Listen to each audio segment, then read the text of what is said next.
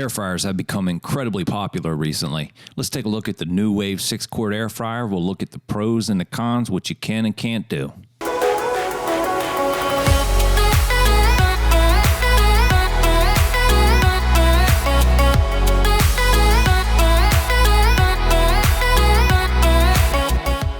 I've heard a lot about air fryers. My brother-in-law has one, and he says he's produced some great food on it.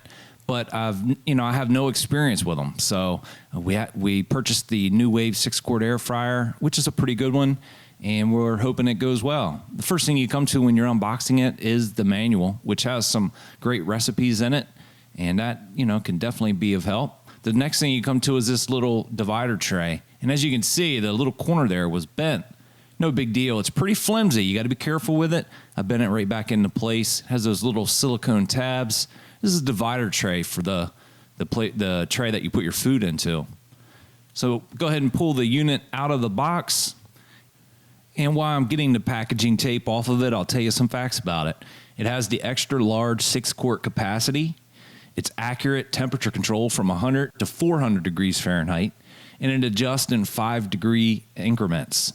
It has push button and touchscreen control panel, digital timer, and a built-in automatic shutoff, which is nice.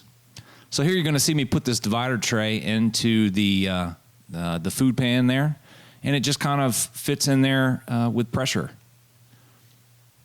Now you're going to see that the food tray is actually 2 separate pieces, one of them being screened and the other one not, so that makes it nice.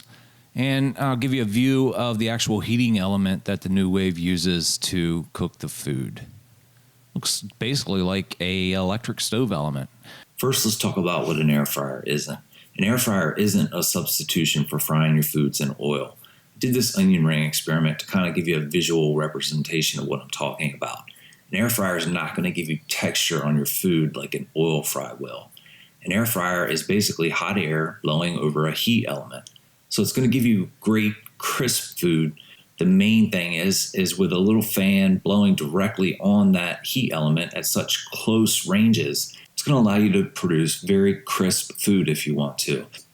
Cooking chicken wings would be great.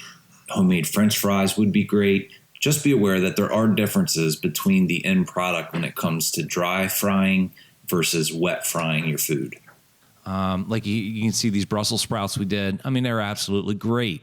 We did some burger bombs, as you can see here, and they turn out absolutely amazing. It gets nearly 5 out of 5 on Amazon. It's a little early for me to rate it, but I'll get back to you with some future cooks, and we'll see how it goes.